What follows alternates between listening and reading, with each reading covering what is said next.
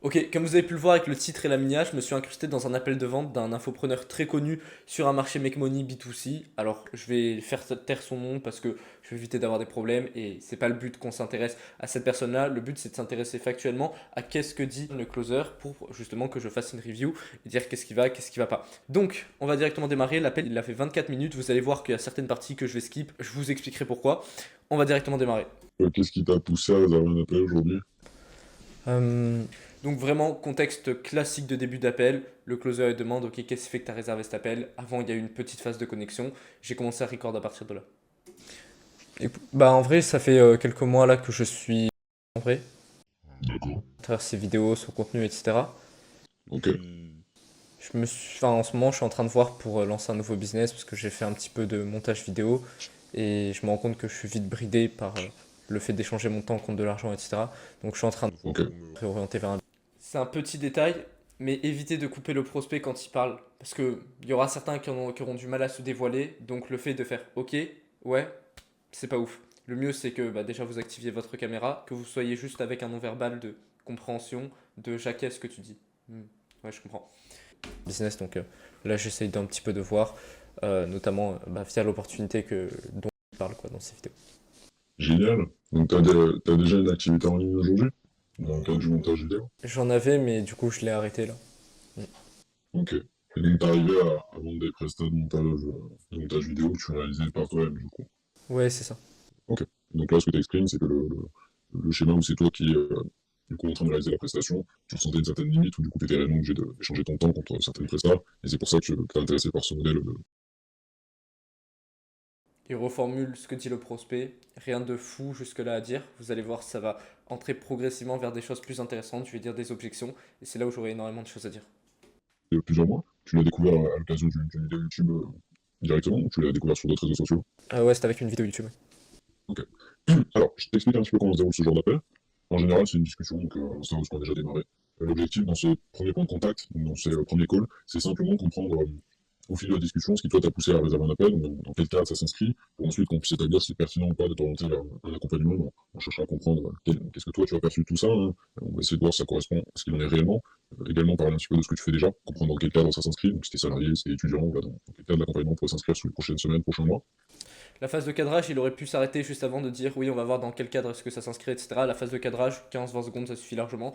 Moi, je la positionne vraiment au tout début de l'appel, comme ça c'est clair. Et quand on entre dans ok, qu'est-ce qui fait que tu as réservé cet appel, j'ai pas à couper le prospect, à lui dire ok, bah du coup, tu m'as dit que tu as réservé pour ça. Maintenant, voilà le cadre de l'appel. Maintenant, on reprend la discussion. Vous voyez, ça fait une petite coupure. Je trouve que c'est mieux de d'abord faire le cadre et après, voilà, on entame totalement la discussion. Comme ça, il y a zéro coupure. Et en fonction, à l'issue de cette discussion, on pourra tous les deux établir si c'est pertinent ou pas de t'orienter vers un accompagnement. Et si c'est le cas, bah, je t'expliquerai concrètement si on a le temps aujourd'hui. Si vous regardez mon non-verbal, je fais que de regarder vers la droite et je me disais, est-ce que c'est quelque chose qui va relever? Et vous allez voir que non. Donc quand même, faites attention à ça. Je vous dis pas de tout le temps regarder votre prospect H24 parce que, bah, bref, si votre caméra par exemple, elle est au-dessus et que votre écran il est en bas, bah, faut quand même que vous regardiez la caméra quand vous exprimiez. Mais quand même, faites en sorte de jeter des petits coups d'œil au non-verbal de votre prospect, surtout quand vous utilisez dans la phase de cadrage des mots qui peuvent être entre guillemets compliqués à acquiescer pour le prospect. Par exemple, voir si on peut t'accompagner. Des fois, moi, je sais qu'il y a des prospects, quand je parlais d'accompagnement, ils avaient un non-verbal comme ça. Et quand j'ai dit qu'est-ce qui fait que là, quand je parle d'accompagnement, je vois qu'il y a quelque chose dans ton non-verbal, ils disaient ouais, c'est quelque chose avec lequel je suis pas à l'aise, etc. Et donc ça me permet de tester des objections dès le début. Donc voilà, vraiment, quand même, soyez attentif au non-verbal de votre prospect, c'est intéressant. S'il regarde à côté, c'est qu'il n'est pas attentif, donc relevez ce point-là.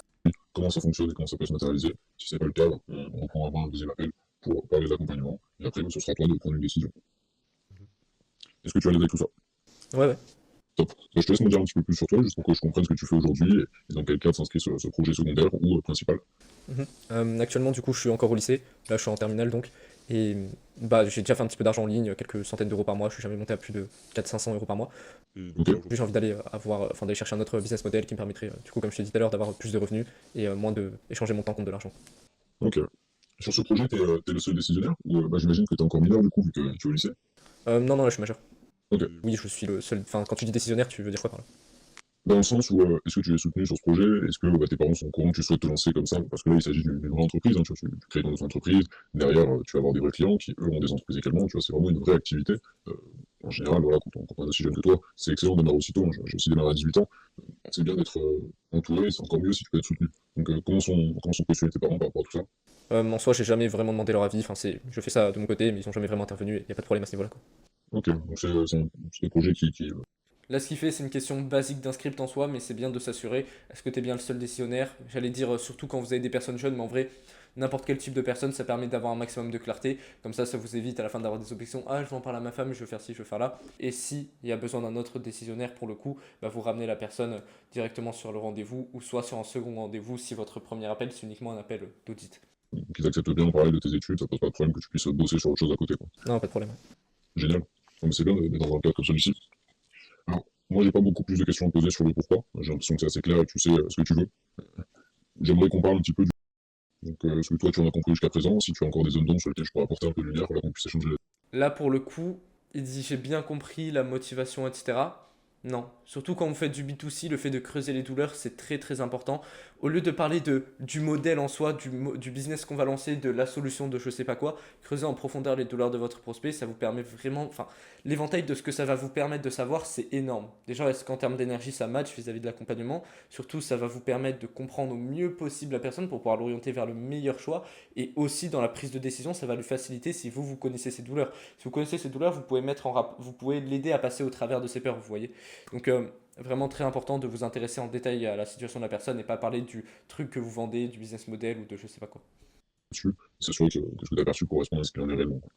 Est-ce que tu as des questions, toi, d'office, là, qui te viennent par rapport à tout ce que tu as pu voir comme vidéo, que ce soit celle que tu as envoyée ou ce que tu as pu voir sur YouTube par le passé?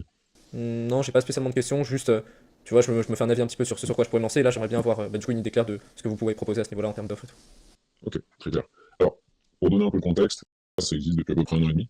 Voilà. Et là, du coup, j'ai fait le truc classique du prospect de après 5 minutes d'appel, je veux directement une offre alors que je sais même pas si je veux démarrer. J'hésite encore à me lancer soit sur un autre business model, soit sur le vôtre. Et je lui dis présente-moi ton offre et il me présente directement l'offre. Ça peut marcher sur des prospects qui sont déjà pré-closés, des mecs qui sont chauds à démarrer. Mais là, le prospect, il a clairement énormément de doutes. Enfin, il demande juste l'offre parce que c'est ce qu'il pense vouloir, mais c'est pas ce qu'il veut réellement. En réalité, il y a une différence entre ce que votre prospect veut et ce dont il a réellement besoin. Ce qui vous avouera jamais le prospect, c'est qu'en appel, ce qu'il a besoin, c'est de voir quelqu'un en qui il a réellement confiance, quelqu'un qui identifie ses problèmes, quelqu'un qui le met face à sa réalité, qui aussi lui fait avoir des prises de conscience. Et bah, à partir de là, c'est là où votre prospect pourra vous faire confiance et donc que le fait de parler de solutions d'offre sera logique. Ne tombez pas dans ce piège de quand un prospect vous dit partage-moi ton offre, lui partager. Et s'il demande l'offre, c'est juste un moyen pour lui de comparer de la même façon avec d'autres concurrents. C'est-à-dire que là, je me mets vraiment à la place du prospect typique que j'incarnais, un mec qui sait pas trop dans quel business est-ce qu'il veut se lancer. Là, il va sur cet appel-là, il voit, ok, lui, il me propose cette offre-là. Ah, ça va représenter 3500 euros d'investissement. Là, je vais voir une autre offre. Ok, c'est 2500. Ah, bah, l'offre à 2500, elle est moins chère, donc je vais me tourner vers celle à 2500. Le seul moyen de comparaison que j'aurais, c'est les caractéristiques de l'offre, dont en vrai, je m'en fous complètement, et le prix. Donc, forcément, je vais démarrer sur le moins cher. Vous voyez? Donc vraiment, grosse erreur à ce niveau-là. Ne pitchez pas votre offre. Si votre prospect à ce moment-là vous dit bah, présente-moi ton offre, déjà vous devez être dans la posture de je sélectionne les personnes avec lesquelles je travaille. Donc là, ça fait 5 minutes qu'on en appelle ensemble. Je ne sais pas si je peux t'aider pour l'instant.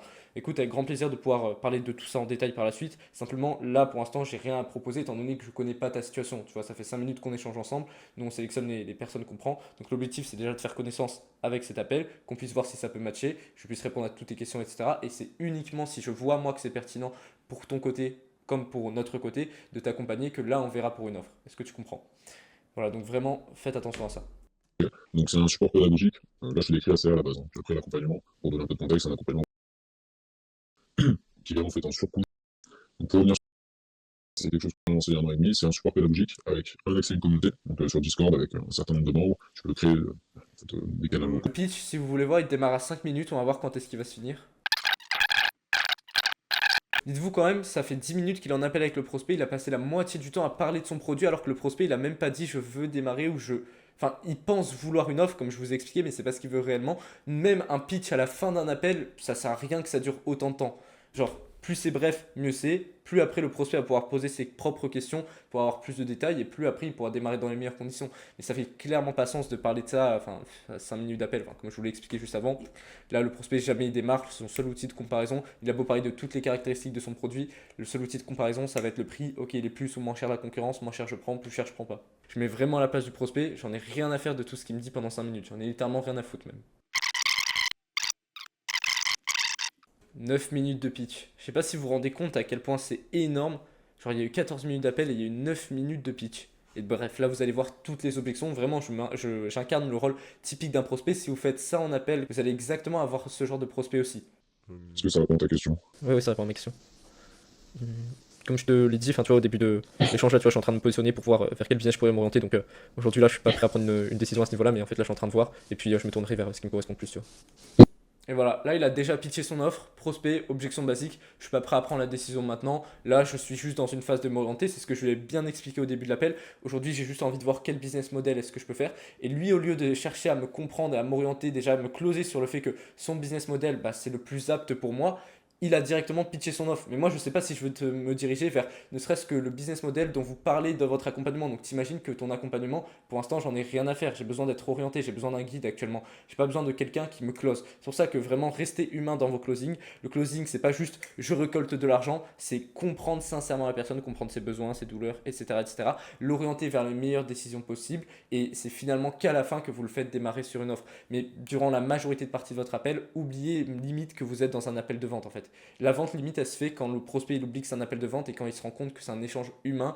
Là, je suis pas prêt à prendre une décision à ce niveau-là, mais en fait, là, je suis en train de voir et puis je me tournerai vers ce qui me correspond le plus, tu vois. Alors, c'est tout l'objectif de cet appel, hein. Il dit ouais, c'est tout l'objectif de cet appel. Bah, comment ça se fait si c'est tout l'objectif de cet appel que sur les 15 minutes d'appel, pendant 10 minutes, les deux tiers, tu m'as fait le pitch de ton offre. Vous voyez, il y a une grosse incohérence à ce niveau-là. On voit qu'il y a une volonté. Je dis pas ça méchamment pour cette personne-là, hein, je m'en fous littéralement. Je suis d'un avis extérieur, encore une fois. On voit qu'il y a une volonté de vendre et un profond attachement au fait de recevoir l'argent du prospect et pas une réelle volonté d'aider, vous voyez. Établir si ça te correspond ou pas. Donc, c'est l'objectif quand on parle un peu plus en détail du business model, c'est d'établir qu'est-ce qui doit te plaît là-dedans, pourquoi, est-ce que tu as des questions un peu plus spécifiques. C'est un travail qu'on n'a pas pu faire pendant cet appel pour moi parce qu'on a parlé directement de comment fonctionne l'accompagnement, mais l'objectif de cet appel, c'est avant tout d'établir si c'est pertinent ou pas.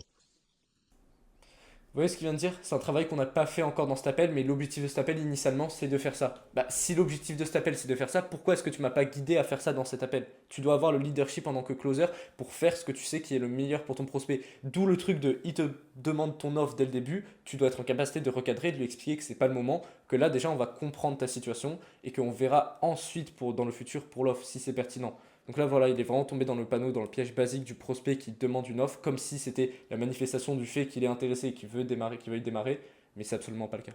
Donc, toi, qu'est-ce qui te plaît dans, en fait, non, au-delà du fait de ne pas du coup être dans l'opération, pour sortir de l'opérationnel, au-delà de ça, qu'est-ce qui te plaît dans... Et là, le problème, c'est qu'il cherche directement à me vendre son business model sans chercher à comprendre qu'est-ce qui te plaît dans ce qu'on fait. C'est pas je cherche à comprendre, c'est j'essaye directement d'orienter sans chercher à comprendre.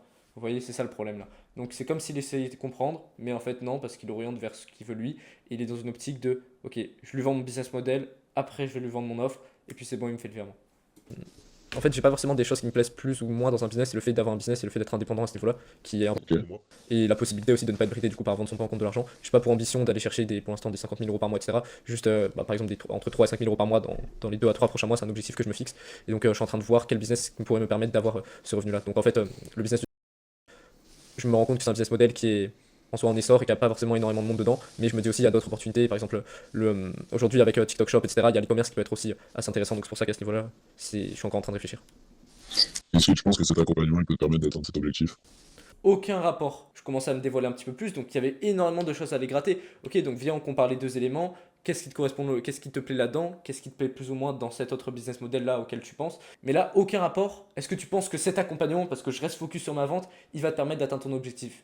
Vous voyez, c'est ce problème-là, ce truc de je veux vendre, je veux vendre, je veux vendre, et littéralement pas considérer que j'ai un humain en face de moi. C'est ça le truc que vous devez éviter dans vos appels. Bah, je sais pas trop pour le coup. Justement, il y a ça aussi que je me demande qu'est-ce qui fait que je devais prendre cet accompagnement plutôt qu'un autre, etc. Parce que pour le coup, tu vois, je suis en train de me renseigner actuellement. Ok, donc tu ne sais pas encore si tu veux faire du e-com, de la prestation de service, du trading. Tu regardes un petit peu tout ce qui se fait sur Internet, et à un moment donné, tu vas te dire, ça va me permettre de gagner 2 à 3 000 euros par mois dans 2 3 mois. Ouais, enfin, j'ai quand même un cercle réduit de ce dans quoi je veux me lancer. Notamment Ok. le Je suis pas mal renseigné sur. Donc, c'est un petit peu les deux sur lesquels j'essaie de me lancer. Ok. Voilà, c'est pour ça que aussi, notamment, j'avais pris un appel là, avec les personnes qui font du e-commerce. Donc, je suis pris un appel pour voir ce qu'ils pouvaient proposer. Donc là, je sais pas trop vers quoi m'orienter entre peut-être son accompagnement ou l'accompagnement au niveau du. pour ça, je Moi, pense, je pense qu'au niveau de ces questions, je pense que pour répondre à ces questions, la réponse se trouve pas tellement dans l'accompagnement ou l'accompagnement, mais plus dans quoi est-ce que tu veux travailler concrètement, tu vois. Et là, pour le coup, il faut plutôt se poser la question à quoi ressemble le quotidien de l'un ou de l'autre. In fine, dans l'idée, ce que je sais du com, tu fais essentiellement du B2C, Et l'idée, c'est d'avoir des positionnements, travailler sur de la tendance, essayer de capter des parts de marché en instant T avec un marketing assez agressif, et ensuite essayer d'y répondre avec des produits qui viennent de Chine, parfois d'ailleurs. C'est assez difficile d'accès de reprise. Et de l'autre, il y a la en fait, tu travailles pas avec des particuliers, pas du tout, tu travailles avec des entreprises, dans l'écrasante majorité des cas, et tu vas simplement te positionner sur une. Vous voyez, il essaye de me mettre les bénéfices dont on parle dans le marketing. Dans ce business model-là, il y a telle chose, telle chose, telle chose, et c'est pas bien parce que ça, c'est bien parce que ça. Et dans tel autre business model-là, regarde, il n'y a pas ça, ma solution c'est ça, il y a tout ça qui est bien pour toi, mais c'est pas réellement ce dont je veux moi. Qu'est-ce qu'il en sait que moi je veux plutôt travailler avec des entreprises plutôt qu'avec des particuliers? Qu'est-ce qu'il en sait, même inversement? Qu'est-ce qu'il en sait que je veux un business model qui repose sur le service et pas sur le fait de vendre un produit? Il en sait absolument rien. Donc là en fait il fait de la supposition et bah forcément, ça crée une grosse dissonance avec ce que recherche le prospect. Moi, j'ai juste l'impression d'avoir ChatGPT en face de moi. Entre quel business model je dois choisir entre ça, et ChatGPT il me donne tous les arguments. Voilà j'ai l'impression d'avoir qui en face de moi. Solution que tu crées à partir d'un problème qui est déjà existant. Tu n'as pas besoin de créer un problème, de faire ressentir à un client. Là, c'est un problème structurel au sein de l'entreprise qui a des coûts de fonctionnement qui nécessitent de l'investissement pour fonctionner. Et lorsque tu solutionnes un problème à travers une solution ou une offre spécifique, c'est naturel pour l'entreprise que de te rémunérer pour pouvoir solutionner ce problème. L'investissement fait partie du fonctionnement des entreprises, ce qui n'est pas forcément le cas d'un particulier. Donc, ça, c'est des différences majeures. Je dirais que c'est l'aspect où tu travailles d'un côté avec des entreprises, où tu développes des relations long terme sur 5, 10, 15 ans. À chaque fois que tu fais une presta, tu as un entrepreneur qui est derrière, sur les mois, années, décennies qui vont suivre, parce qu'il va vouloir continuer à s'investir en ligne, mais il continuera à s'enseigner auprès de son tiers de confiance avec qui ça s'est déjà bien passé, peu importe la presta que tu as délivrée. Donc ça, ce sont des différences majeures avec le e-com. Cet aspect très long terme parce que B2B. Ok. Est-ce que tu avais identifié ces points-là? Oui, un petit peu déjà. Hum, Maintenant, ouais, c'est ce truc là de. Je sais pas, je trouve que l'offre de aussi elle est intéressante. Honnêtement, je sais que si je me lance, je vais m'investir à 100%. Mais ouais, là, je sais pas trop. Alors, toi, tu Ouais, là, c'est pour ça que je te disais, je préfère prendre un petit peu des renseignements et peser le pour et le contre de mon côté, quoi, pour après prendre une décision réfléchie. complètement. Alors, je te mets à l'aise. Aussi, le truc, c'est qu'il veut énormément parler. Si on regarde le temps de parole, il doit y avoir 70% de son côté, facilement même 80%, je pense. Et de mon côté, il doit y avoir 20%. Dans vos appels de vente, ça doit limite être l'inverse. Surtout dans la phase où vous devez comprendre votre prospect, c'est vous qui parlez 20% du temps, qui posez simplement des questions. 80% du temps, c'est lui qui parle. Et quand vous voulez traiter des objections, quand vous voulez répondre à ce que dit votre prospect, laissez des blancs, c'est très très important. 2-3 secondes de blanc. Là, il est à la limite de me couper, des fois, comme ça, il va me couper. Moi, j'ai même pas fini de parler. C'est la pire des choses à faire à ce moment-là. Simplement parce qu'il veut monopoliser la parole, ne faites absolument pas ça. Laissez vos prospects parler, soyez calme, ne soyez pas dans l'émotionnel de putain, je dois traiter son objection, sinon je perds la vente. Ah, j'y vais vite. Non, ça sert à rien de faire ça. Tout de suite, hein, je n'attends pas de décision pendant cet appel. En général, là, on a un petit peu fait les choses à l'envers parce que tu as clairement verbalisé que tu étais là pour voir les offres et que tu voulais regarder plein de choses. Donc, j'ai donné quelque part ce que tu attendais. En général, l'objectif de ces premiers appels, c'est simplement de faire un premier point de contact et d'établir si c'est pertinent de collaborer ensemble ou pas. Et on parle des offres soit au bout d'une quarantaine de minutes, soit au deuxième appel. Donc, là, on a Bah, si on parle des offres au bout de 45 minutes, soit en deuxième appel, pourquoi est-ce que tu m'en parles dès le début? C'est juste que tu as un manque de cadre. Donc oui, certes, moi, en tant que prospect, j'ai verbalisé le fait que je voulais ton offre, mais c'est pas forcément ce que je voulais au plus profond de moi. Moi, ce que j'attendais, comme je l'avais expliqué plus tôt, c'est pas quelqu'un qui me présente son offre, c'est quelqu'un qui comprend le problème, qui est capable de m'orienter vers la meilleure décision avant même de parler de son offre ou de démarrer vers ton accompagnement. Déjà, éclaire-moi sur quel business model est-ce que je dois lancer. T'es l'expert, c'est moi qui est dans une posture de j'ai besoin de toi. Quand je vais chez un médecin, j'attends pas à ce qu'il me donne qu'il me donne directement un cachet après 5 minutes de diagnostic. J'attends à ce qu'il me fasse un diagnostic détaillé. Comme ça, je comprends la maladie que j'ai, lui-même comprend la maladie que j'ai, et c'est comme ça qu'il me redirige vers le traitement le plus pertinent.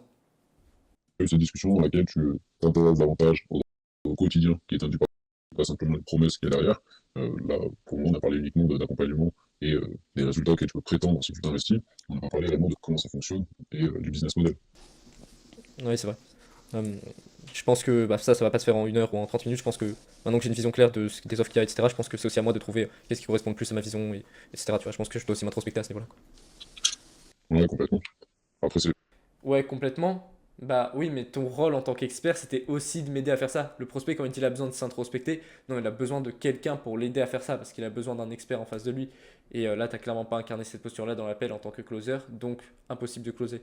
je pense que c'est une question de niveau de conscience sur le sujet, tu vois, que ce soit sur le fait de faire la prestation de service, bien comprendre le marché dans lequel tu t'inscris, je pense que c'est là que tu trouveras le plus de réponses. Mm. Oui, c'est ça. Est-ce que tu as pu voir la vidéo que tu as envoyée sur WhatsApp? J'ai pas reçu sur WhatsApp. Là, je pense qu'il sait pas trop sur quoi partir. Du coup, il me dit est-ce que tu as pu voir les vidéos, etc. Enfin, en fait, j'ai eu un nouveau numéro de téléphone. J'ai ouvert une nouvelle ligne et j'ai pas eu le temps d'installer WhatsApp parce que je l'utilise pas de toute façon. Donc, Ah, Je l'appelle et pas. est-ce que tu as contacté par message du coup? euh, je crois pas pour le coup. Ok, Moi, ça donc m'a envoyé. Non, oui, non, je sais pas. De souvenir, il n'y a rien d'autre d'intéressant dans l'appel, je fais check. Donc, ce que je te propose, c'est simplement de te l'envoyer, et je pense que ça pourra t'aider dans cette démarche de réflexion. En gros, dans sa tête, là, il se dit, ok, le prospect, il n'est pas assez éduqué pour prendre une décision. Sauf que si j'ai réservé cet appel, c'est parce que je lui ai dit, je veux lancer un nouveau business en ligne. Je suis juste pas encore intéressé par ton offre, mais j'ai besoin déjà, que tu m'orientes vers quel business est-ce que je dois lancer, que tu me fasses prendre conscience que ton business model, si c'est effectivement le cas, bah, c'est le meilleur pour moi. Et ensuite, bah, j'ai besoin de que tu me présentes la solution. Là, en fait, en tant que prospect, je suis encore au stade de problem aware. J'ai conscience que j'ai un problème, que je dois lancer un business en ligne, mais je ne sais pas vers lequel me rediriger. Maintenant, c'est à toi de me faire passer à solution aware. Ça, c'est ce business en ligne là qu'il te faut pour toi. Et voilà pourquoi. Parce que je t'ai compris en détail. On a vu telle chose, telle chose, telle chose. Et mon business model correspond parce que regarde, ça match exactement avec ce que tu recherches. Et maintenant, après, troisième étape, il me ferait passer à product aware. Donc là, clairement, il y a énormément de choses qui vont pas dans cet appel. Pour moi, la grosse erreur, c'est le pitch trop tôt, zéro compréhension du prospect et volonté de vendre dans la posture. Et comme vous le savez, comme je vous l'explique souvent, la posture, c'est une des clés de votre vente. Si vous n'avez pas la posture, vous pouvez rien faire. Vous avez beau avoir toute la technique du monde, ça sert à rien. Voilà pour cette vidéo. Encore une fois, on n'est pas là pour, je le répète, mais c'est très important, on n'est pas là pour critiquer la personne qui a fait cet appel de vente. Normalement, la personne, l'infopreneur pour qui il close, j'ai flouté totalement le nom, enfin j'ai totalement enlevé, donc vous pouvez pas le retrouver. Et si c'est le cas, bah en vrai, on s'en fout, je suis pas là pour critiquer quoi que ce soit, simplement pour m'intéresser à qu'est-ce qui est dit comme propos d'un appel de vente. C'est comme si en soi, j'étais en train de review l'appel de vente d'un de mes élèves. Je vous invite aussi à rejoindre le canal WhatsApp grâce au premier lien dans la description. J'y partage quasiment tous les jours de la valeur, des vocaux exclusifs sur la vente, ou bah, des fois il y a des choses qui me traversent l'esprit. Je viens de finir un coaching avec un élève, je me dis, ah bah ça s'appelle personne, je vous le partage, et je fais un vocal de 1, 2, 3 minutes où je vous partage tout ça. C'est des choses que vous pouvez concrètement appliquer dans vos appels. Donc je vous invite à le rejoindre, premier lien en description. Moi je vous dis à la prochaine pour une autre vidéo. À tout de suite sur le canal.